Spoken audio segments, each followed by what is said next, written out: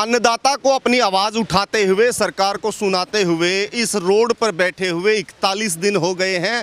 41वां दिन आज है। अपील कर रहे हैं, सरकार से गुजारिश कर रहे हैं कि ये कानून, जो काले कानून हैं, उनको वापस लेने का काम सरकार करे, ताकि ये किसान भी अपने घर परिवार को संभालें, खेत खलिहान को संभालें, पशुओं को देखें, जा कर के बीवी बच्चों में बैठ कर के वो इस सर्दी में यहाँ ठिठुरने की बजाय घर वालों के साथ बैठें और सरकार भी राहत की सांस ले कि कहीं ना कहीं दिक्कतें सरकार के लिए भी किसानों ने खड़ी कर रखी है। तमाम जो ये बिंदु हैं, इन पर चर्चा करने के लिए हरियाणा के बड़े किसान नेता सुरेश कोथ हमारे साथ हैं। लगातार ये बेबाकी से पक्ष रखते रहे हैं। लोगों ने बहुत ज़्यादा इनकी बातों को और इनके मुद्दों को पसंद भी किया है। कोथ साहब, क्या लगता है, बड़ी लंबी लड़ाई हो गई है, 40 दिन का वक्त कम नहीं होता, उम्मीद है कुछ? देखिए, हम किसान हैं और मी से पहले हवा आया करा, हमें बढ़ते पहचान जा रहा, मी आने वाला है नहीं है। अभी तक सरकार की नीयत नहीं है।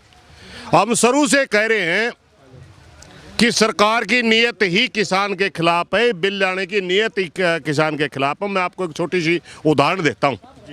कृषि का विषय सेंटर का होता ही नहीं। कानून बनाने की 3 सूचियाँ संविधान में दी गई है, समवर्ती सूची, स्टेट की सूची, केंद्रीय सूची।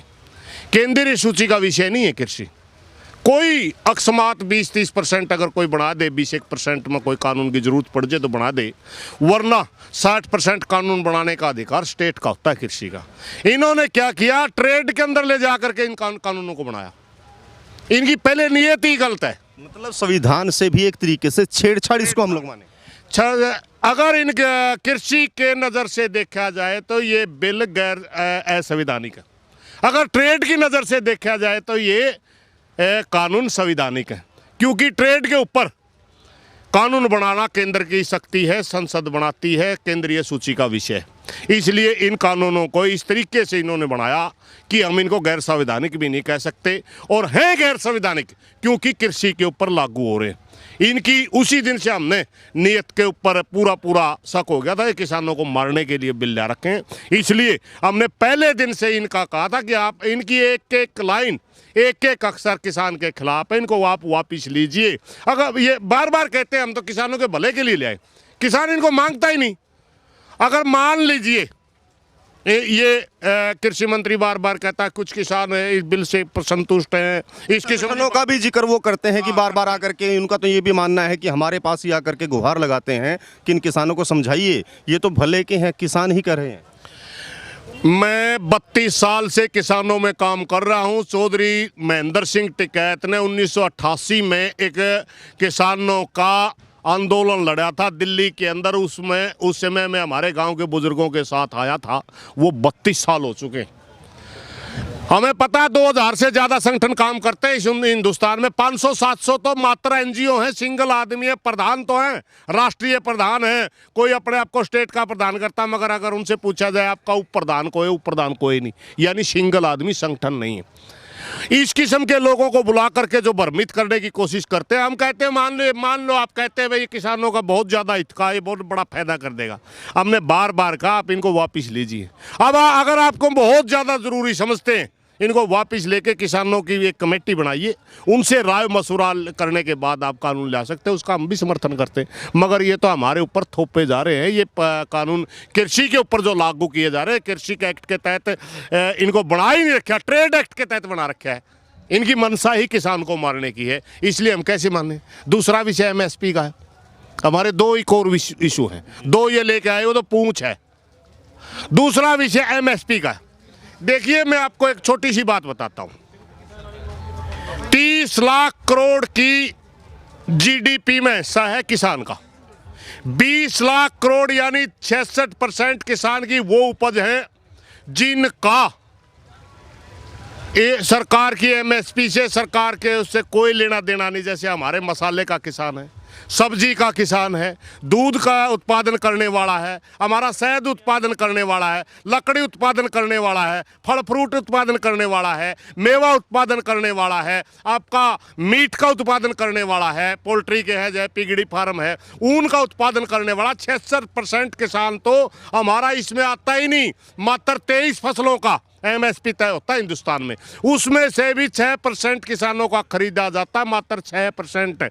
वो भी उत्तर भारत में ज़्यादा खरीदा जाता है, क्योंकि सर छोटू राम ने गुलामी के ज़माने में मंडियाँ विकसित करवा दी थी। यहाँ मंडियाँ विकसित होने की वजह से इनकी मजबूरी थी, इन्होंने जब अनाज की कमी थी उस समय खरीद शुरू करी, और हरित क्रांति का लाभ सबसे ज़्यादा इन्हीं किसानों को मिला। और देश के किसान ने क्या गुणा कर रखा? कोई बिहार का किसान, पश्चिम बंगाल का, उड़ीसा का, महाराष्ट्र का, केरला का, कर्नाटका का, क्या वो किसान नहीं है? मैं बल्कि बिहार के कुछ किसानों से मिला जो इस आंदोलन में आए थे, उनका तो ये कहना है कि हमें तो पता ही नहीं कि ऐसी भी कोई स्कीमें होती हैं क्या। बिहार के अंदर 2006 में मंडियों को ही समाप्त कर दिया गया, उनका इतना खून निचोड़ा गया, उनको इतना मैं आपको बता दूं तो इतना चूसा गया कि आज उस किसान को एमएसपी का ही नहीं पता, एपीएमसी का पता नहीं, इतना बुरी तरह प्रताड़ित कर रखे वो लोग। जब हमने पूरे देश के किसान के लिए एमएसपी मांगा, क्या गुनाह कर दिया? क्या हम अपने किसान के, पूरे देश के किसान के लिए एमएसपी मांग रहे हैं? और एमएसपी होता क्या है? एमएसपी होता है न्यूनतम समर्थन मूल्य, कम से कम। अरे हाँ, नहीं, कम से कम, ये तो राइट होगा हमारा, हम इस देश के नागरिक हैं। अरे क्यों मार रहे हैं आप लोग? पूरे देश के किसान को ट्रेड के तहत कानून बना के उद्योगपतियों के हाथ में हमारी गर्दन देने चाहते हैं आप। पूरे देश के किसान को 2-4 उद्योगपतियों को बेचना चाहते हैं आप। कितनी कंपनियां हैं? ये लड़ाई आज की नहीं है, ये लड़ाई बहुत पीछे से चली हुई है। ये लड़ाई मात्र मोदी के खिलाफ भी नहीं है, ये लड़ाई नीति निर्माताओं के खिलाफ है, जितने लंबे समय से चल रही, आज की बात नहीं है। मैं अगर थोड़ा सा विस्तार से आपको इजाजत हो तो बताऊं।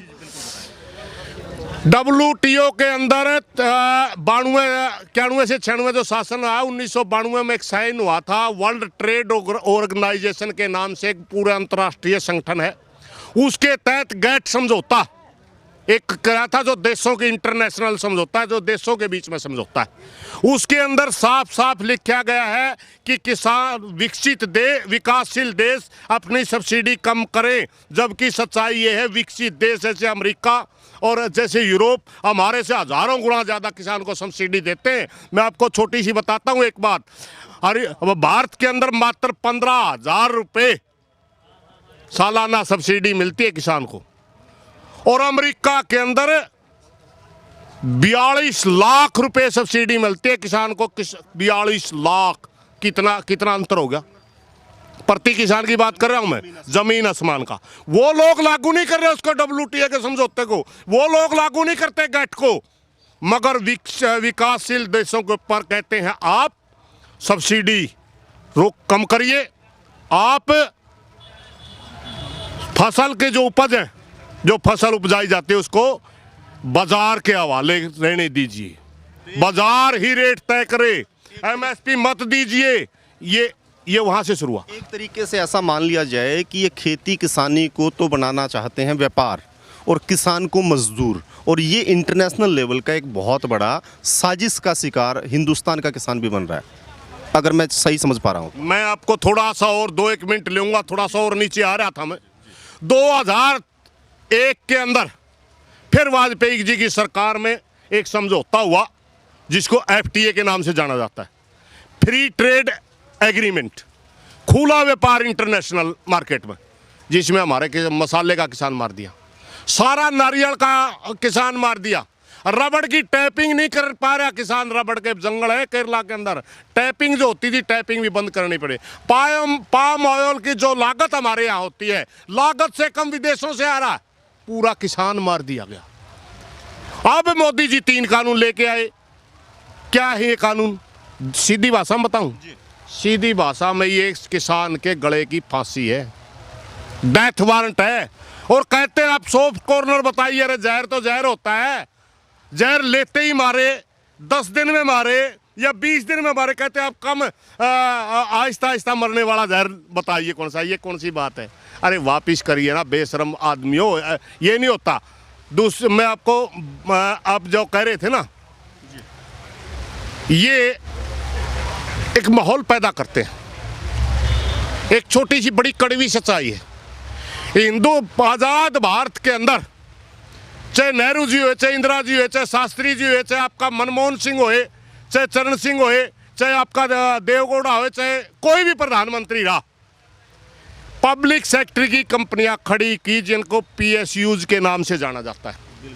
पिछले प्रधानमंत्री मनमोहन सिंह जी थे, वो भी हमारे यहाँ जो ये उदारीकरण जिसको कहते हैं, सुधारीकरण जिसको कहते हैं, आप इसको रिफॉर्म के नाम से जानते हैं, भाई पब्लिक सेक्टर में रिफॉर्म आएगा, विदेशी पूंजी आएगी, उसका सबसे ज़्यादा पक्षधर है मनमोहन सिंह रहा। और मनमोहन सिंह के राज में भी पिछले 10 साल में 12-13 पब्लिक सेक्टर की कंपनियां खड़ी की गई, मगर मोदी जी ने 6 साल में एक भी कंपनी खड़ी नहीं की, उल्टे देश को बेच दिया। पिछले दिनों कोरोना के नाम पर पूरे देश में भय फैला दिया गया, कोरोना के नाम पर पूरे देश को बंद कर दिया गया, बाहर नहीं निकलेगा कोई, बोलेगा नहीं कोई। और उनके पीछे क्या किया, रेलवे हमारी बेच दी, हवाई अड्डे हमारे बेच दिए, इंडियन ऑयल बेचने के लिए लाइन में लगा रखी है। 7,000 करोड़ का प्रॉफिट देती है इंडियन ऑयल। बीएसएनएल को जब इन्होंने बेचना था उसके लिए माहौल तैयार किया गया। मोदी जी जियो का खुद प्रमोट कर रहे हैं, मसूरी कर रहे हैं, और उस दिन क्या कह रहे हैं, मैं बीएसएनएल को किसी भी तरह बिकने नहीं दूंगा। बर्बाद कर दिया आपने, लाखों कर्मचारी धक्के खाते फिर रहे हैं। वही हालात आज हमारे एफसीआई के साथ कर रहे हैं। Food corporation of India, FCI एक ऐसी संस्था है जो किसान का अनाज खरीदती थी, और गरीब जो हमारा मजदूर है, लेबर क्लास जो है, जो पीडीएस के लिए जो अनाज दिया जाता है, उसकी सप्लाई भी एफसीआई करती थी। उसको प्राइवेट हाथों में देने के लिए ऐसा बड़ा षड्यंत्र रचा गया, उसके स्पेशल बजट दिया जाता है भारत सरकार की तरफ से, बजट को बंद करके उसको पब्लिक आपका क्या आरबीआई से लोन दिलवाया, 3.5 लाख करोड़ की कर्जदान बना दिया वो कंपनी। और उसकी एवज में खड़ा कौन किया, अडानी के आल नाम के ग्रुप में गोडाउन बनाने लग रहा है। अडानी को फायदा पहुंचाने के लिए गोडाउन बनवा करके हमारी एसबीआई मार दी।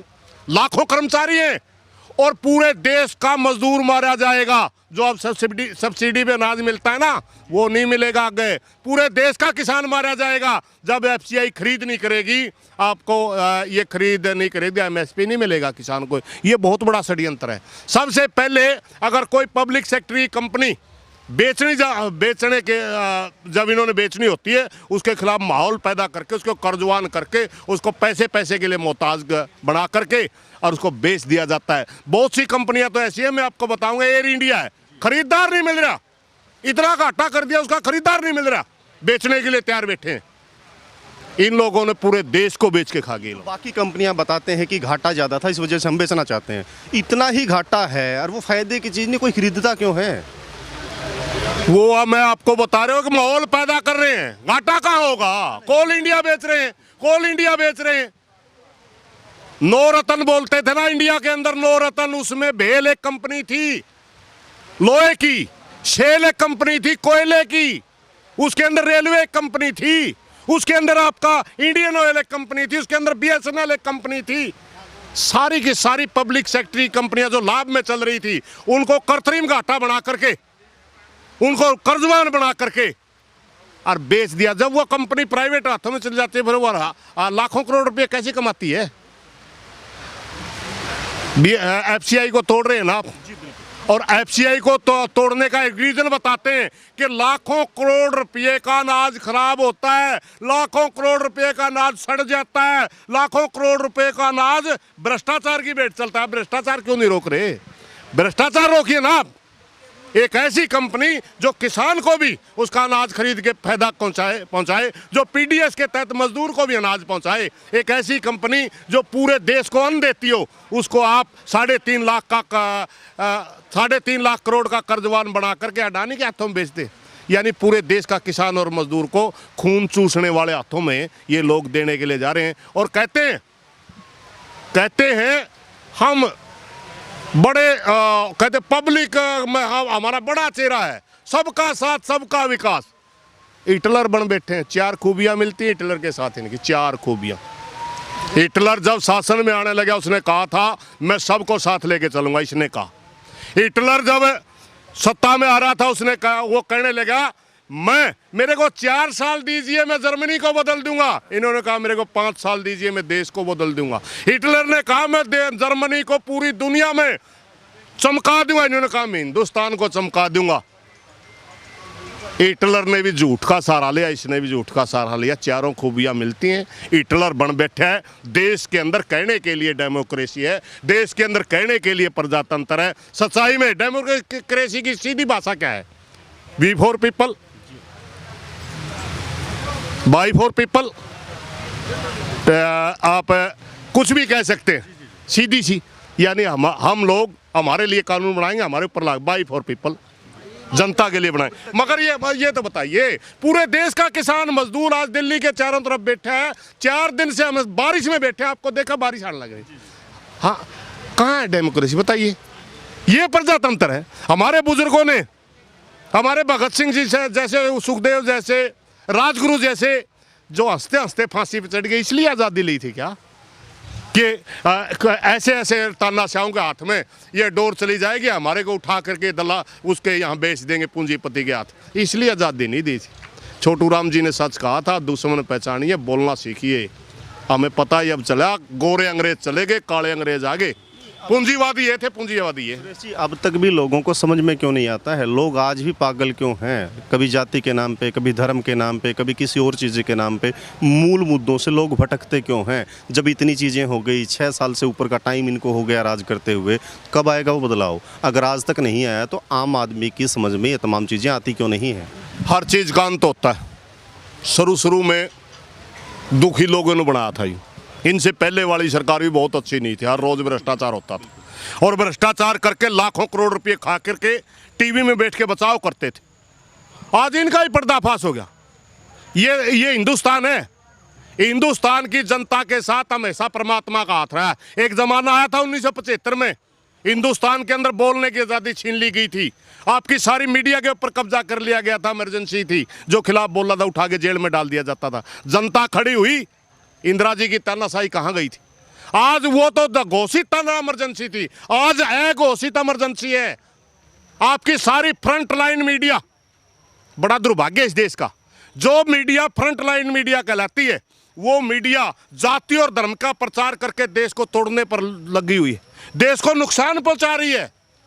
उनका काम जनता को इकट्ठा रखना है, उनका काम देश के अंदर राष्ट्रवाद की भावना फैलाना है। ये नहीं कि फलाना धर्म का है, फलानी जाति का है।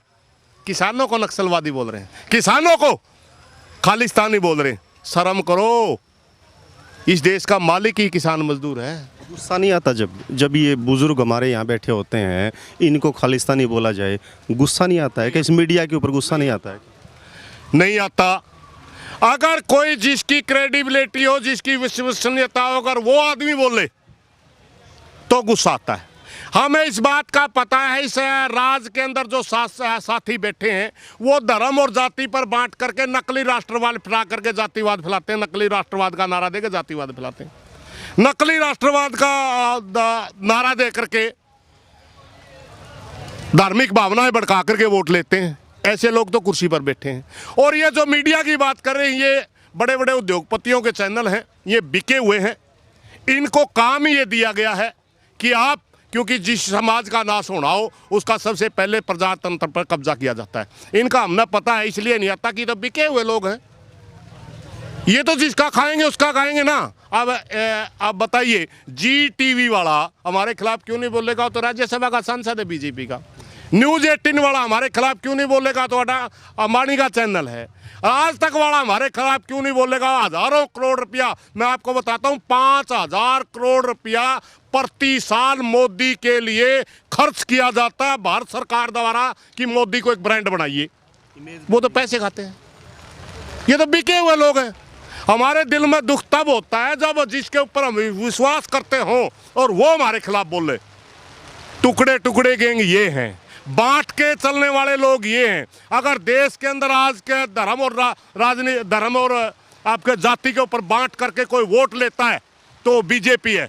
धर्म और आपका जाति के ऊपर बांट करके अगर कोई सबसे ज्यादा इस देश को नुकसान पहुंचा रहा है, वो आरएसएस है।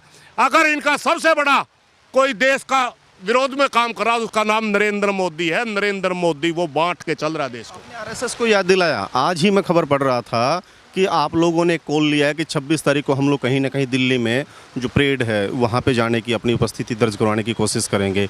आरएसएस ने कहा है कि उनके 10 लाख वॉलंटियर देश के हर गांव में जा कर के लोगों को समझाएंगे कि कानून तो फायदे के थे, ये तो लोग वैसे ही उद्दंडता फैलाने जा रहे हैं। हम किसान करके खाते हैं, हमारे कपड़ों से पसीने की बू आती है, वो मांग के खाने वाले लोग हैं। मांग के खाने वाले लोग हमारा मुकाबला नहीं कर पाएंगे। हम देने वाले हैं, वो लेने वाले। हम यूं हाथ करने वाले हैं, वो यूं हाथ करने वाले। कितने दिन तक टिकेंगे देखेंगे। आए वो भी मैदान में आए, हमें कोई समस्या नहीं, क्योंकि हम चाहते थे कि इस देश के अंदर ऐसा कोई दीवार ना खींचे। पता तो है हमें कि ये देश के विरोध में काम कर रहे हैं, मगर जनता उनकी ज़्यादा मान रही थी। किसान नाम का इस देश में वोट बैंक नहीं है, इसलिए हम मर रहे हैं। एससी का वोट बैंक है इस देश में, बीसी का वोट बैंक है इस देश में, अगड़ी जाति का वोट बैंक है, पिछड़ी जाति का वोट बैंक है, जाट का वोट बैंक है, ब्राह्मण का वोट बैंक है, सैनी का, गुज्जर का, हीर का, सबका वोट बैंक है। किसान वोट बैंक नहीं है इस देश में। ये हमारी दुर्भाग्य है। जिस दिन हम जाति और धर्म से ऊपर उठ करके सारा किसान और मजदूर एक लाइन में खड़ा हो जाएगा, ये लूट के खाने वाले लोग, ये जनता का खून चूसने वाले लोग खड़े भी नजर नहीं आएंगे कहीं। और आज वो समय हो गया है, लोग इनकी बातों को छोड़ करके हमारे साथ खड़ा होना शुरू कर दिया। इन्होंने कितना प्रचार किया हमारे खिलाफ, इन्होंने कितना प्रचार किया। क्या किसान हिला? देश के किसान को समझ में आई कि नहीं आई? पूरे देश का किसान आज हमारे साथ है कि नहीं है? पहले इन्होंने कहा कि पंजाब का किसान है, फिर उन्होंने कहा हरियाणा का और पंजाब का है, फिर इन्होंने कहा 2.5 स्टेटों का आदि यूपी आएगी। अब कहाँ गए वो लोग? अगर हम खालिस्तानी हैं, अगर हम आतंकवादी हैं, हमारे साथ बात क्यों करें? किसान तो मानना नहीं, इन्होंने मानना होगा किसान। तो जो शहीद हुए किसान, उनके लिए भी 2 मिनट का वक्त इन्होंने निकाला। यही तो बेशर्मी इन लोगों की। पहले हमारे को खालिस्तानी कहते हैं, फिर किसान मानते। बेशर्मी छोड़े मोदी जी। तानाशाहों का अंत क्या हुआ है इस दुनिया के अंदर? तानाशाहों का अंत क्या हुआ है वो पहचाने। तानाशाही ज्यादा दिन तक नहीं चलती, और खासकर इंडिया में तो चलती ही नहीं मेरे भाई। यहाँ तो प्रजातंत्र है, प्रजातंत्र। अगर दिशा भटक जाए, इसको घमंड क्या है कि तेरा कोई विकल्प नहीं है। इसको घमंड है कि कोई राजनीतिक शक्ति आपका विकल्प नहीं है। जनता तो विकल्प है ना। अगर जनता के मन में आ जाए तो किसी को विकल्प पैदा कर देते। इनका विकल्प कहाँ था? ये तो काले चोर के रूप में आया था। एक जमाना था कांग्रेस से इतना दिशा भटकी हुई थी कि हर रोज घोटाले कर रहे थे। लंबे वक्त का राज था, लोगों को लगा कि तंग है, विकल्प के रूप में किसी और को आजमा लिया। ये आया था कि वो इतने तंग हो गए थे पिछले शासन से लोग, उन्होंने सोचा भाई इनकी रैंद कटनी चाहिए, चाहे काला चोर आओ। ये तो काला चोर का रूप में आता, और काला चोर पाल लेंगे। काला चोर का रूप में आया था ये वास्तव में काला चोर हो गया। वो सब आगे किसान क्या करेगा? लगातार बातचीत जो आ रही है, वो टेबल पे बैठे उठ गए, आके फिर वही बातें होती कि सरकार सुन नहीं रही, बात नहीं कर रही। 8 तारीख फिर दोबारा डिसाइड की गई है। उम्मीद है कुछ होगा या फिर पहले वाली चीज़ें रिपीट होंगी? तारीख पे तारीख, तारीख पे तारीख हमारे आंदोलन को लंबा खींच करके बांटने की इनकी कोशिश है, बदनाम करने की इनकी कोशिश है। ये सारी कोशिशें फैल होंगी और हम संघर्ष करते जाएंगे, संघर्ष करते जाएंगे। हमारा किसान भाईचारा, मजदूर भाईचारा हमारे पीछे खड़ा होता जाएगा, और एक दिन समय वो आएगा कि ये किसानों के सामने नाक रगड़ेगा, किसानों से माफ़ी भी मांगेगा, और सारी की सारी हमारी बात भी मानेगा। तो अब तक तो समझ में आ जाना चाहिए था ना कि 40-41 दिन हो गए हैं, तमाम हथकंडे अपना लिए, प्रोपेगेंडा छोड़ के देख लिए, बड़े नाम दे के देख लिए, टस से मस नहीं हुआ, बल्कि ताकत बढ़ गई। तो थोड़ा बहुत तो सरकार को समझना चाहिए। मैं बताता हूँ आपको, इसके पीछे एक लंबी सच्चाई है। वो अगर समय हो तो 2 मिनट में बता दूँ। ना उड़ा कौन मीटिंग में कौन जाना, मैं जाऊँ जा रहे हो तो मैं बताऊँ। 2012 के अंदर ये बिल आए थे। उस समय रुक जाओ यार जी, 2012 के अंदर ये बिल आए थे। बीजेपी ने इनका विरोध किया था। बीजेपी ने विरोध किया, उस समय राज्यसभा की का नेता होता था अरुण जेटली, लोकसभा की नेता होती थी सुषमा स्वराज। स्वाभाविक तौर पर बड़े नेता होते थे लाल कृष्ण आडवाणी। अगर सरकार बदल दी तो पीएम आडवाणी ने बनना था, मगर कांग्रेस सरकार बैकफुट पे चली गई इन बिलों की वजह से। सारे देश के किसान ने विरोध कर दिया, उन्होंने इन बिलों को उठा के स्टैंडिंग कमेटी में फेंक दिया। और उन्होंने देखा कि बीजेपी भी अगर सत्ता में आई तो पीएम तो आडवाणी ने बनना है, सुषमा स्वराज जेटली जैसे बड़े पावरफुल मंत्री बनेंगे, ये इसका विरोध कर रहे हैं, इसलिए आपका तो ये बिल लागू नहीं होना। क्योंकि ये छोटी बात नहीं है, 12,000 खरब का खुदरा व्यापार है इस देश का, छोटा व्यापार जिसे कहा जाता है, उसके ऊपर कब्जा करने की लड़ाई है। इसमें एक दो कंपनी की बात नहीं है, इसमें कारगिल है, मोनसेंटो है, वॉलमार्ट है, आपका अडानी के गोडाउन है, अंबानी के और कुछ है, बहुत लंबा चौड़ा सांग है। इस सारे के ऊपर कब्जा करने के लिए उस मौके 2012 में एक मीटिंग हुई, और उस मीटिंग में होने के बाद सबसे पहले नरेंद्र मोदी को कहा गया कि अगर हम आपको प्रमोट करें तो आप में हमारे बिल लाने होंगे, हमारी माननी होगी, रिफॉर्म तेजी से करना होगा। इसने कहा ठीक। फिर बीजेपी को उद्योगपतियों ने एक वो भेजा, लेटर भेजा कि अगर आप नरेंद्र मोदी को पीएम कैंडिडेट घोषित करते हैं तो हम आपका सारा कैंपेन का खर्च उठाएंगे, प्रचार का खर्च उठाएंगे, हवाई जहाज और ये सारे आपके हम देंगे।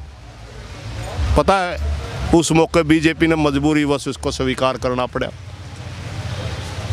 आडवाणी मन में सोच कर आ गया, ये बीजेपी का पीएम नहीं है, ये किसी राजनीतिक पार्टी का पीएम नहीं है, ये उद्योगपति शर्तों के तहत बीजेपी के थ्रू लाया गया पीएम है, उद्योगपतियों का पीएम है। 2012 में सारे न्यूज़ चैनल खरीदे गए, सारे इनके वो न्यूज़ चैनल खरीद करके एक माहौल बनाया गया, माहौल बना करके पीएम बनवाया, ये उन्होंने पीएम बनवाया, इन्हीं बिलों के खैतर बनवाया था। इसलिए अगर हम हार जाते हैं तो हमारी नस्लें बर्बाद हो जाएंगी, किसान देश का खत्म हो जाएगा, हम तो मजबूरी बस लड़ रहे हैं। और नरेंद्र मोदी अगर हार जाता है, जिस शर्त के तहत ये पीएम आया था वो शर्त पूरी नहीं हो रही, नरेंद्र मोदी भी समाप्त हो जाएगा। ये है वो लड़ाई, वो ना मूछ का बाल बना रहे हैं, हमारी मजबूरी है, उनका घमंड है। ये है। हरियाणा में भी कुछ नेता हैं जो किसानों की विरासत का मालिक होने का दावा करते हैं। वीरेंद्र सिंह छोटूराम के नाती होने का दम भरते हैं। दुष्यंत चौटाला देवीलाल जी की, जो चौधरी देवीलाल की विरासत है उसको आगे बढ़ाने की बात करते हैं।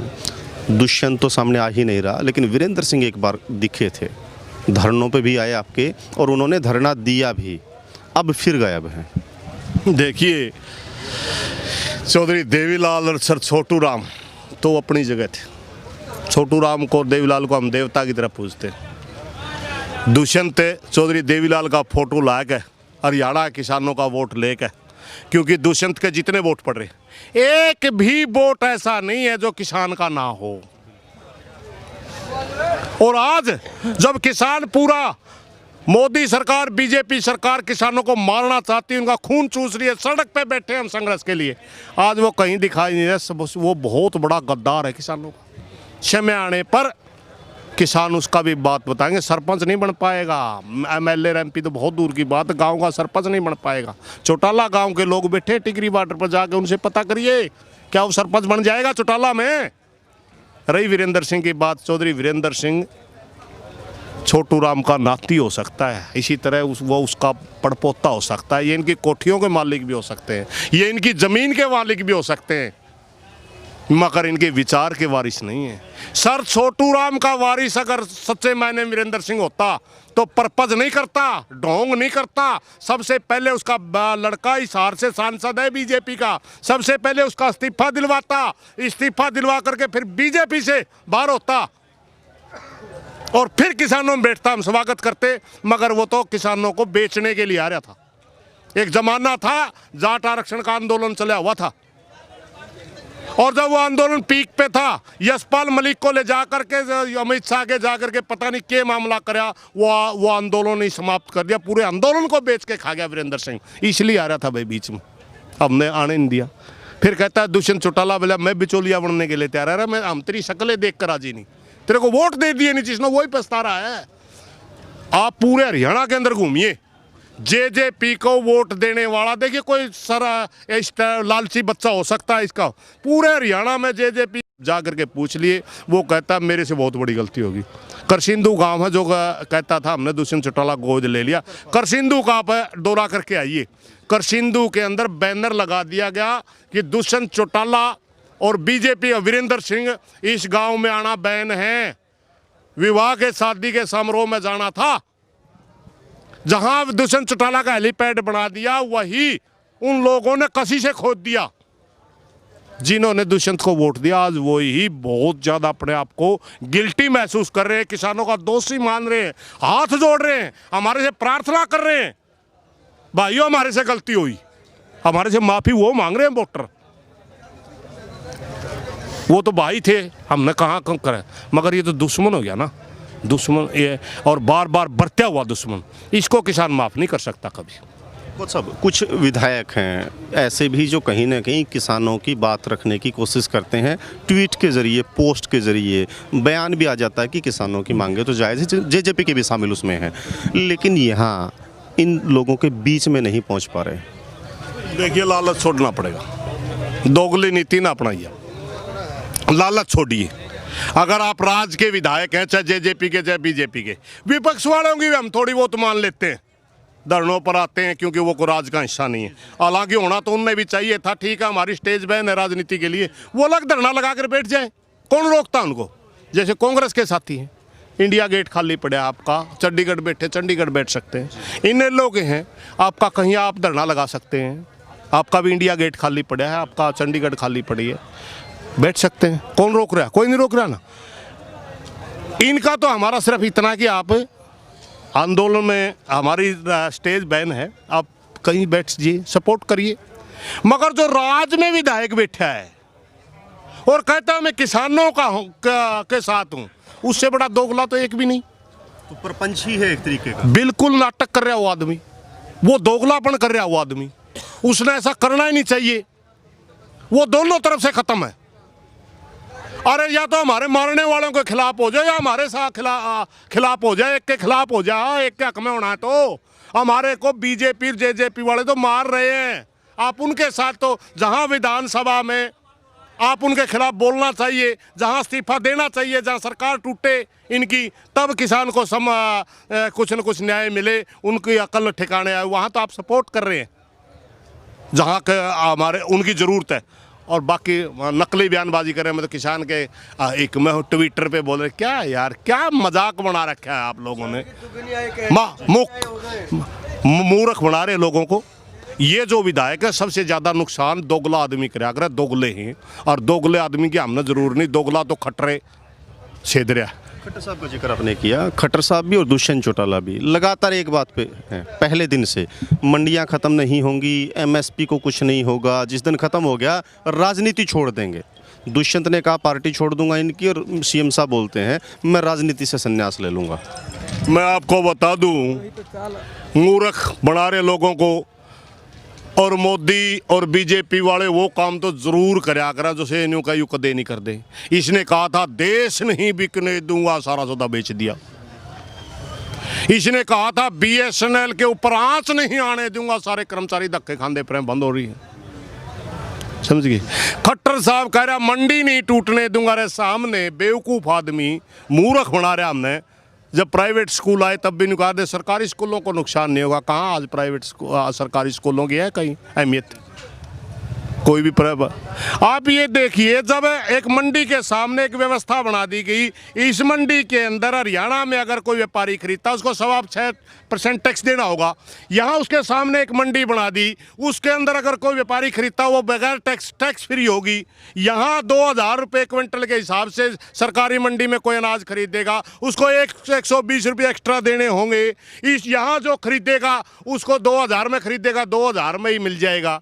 मूर्ख है क्या व्यापारी, फिर सरकारी मंडी में खरीदेगा, समझ गए, वो प्राइवेट मंडी में खरीदेगा। जब सरकारी मंडी में खरीद बेच नहीं होगी, ना कोई किसी किस्म की मूवमेंट नहीं होगी, वो आड़ती क्या करेगा। जब वो आड़ती नहीं होगा तो वहाँ मंडी बोर्ड के कर्मचारी क्या करेंगे?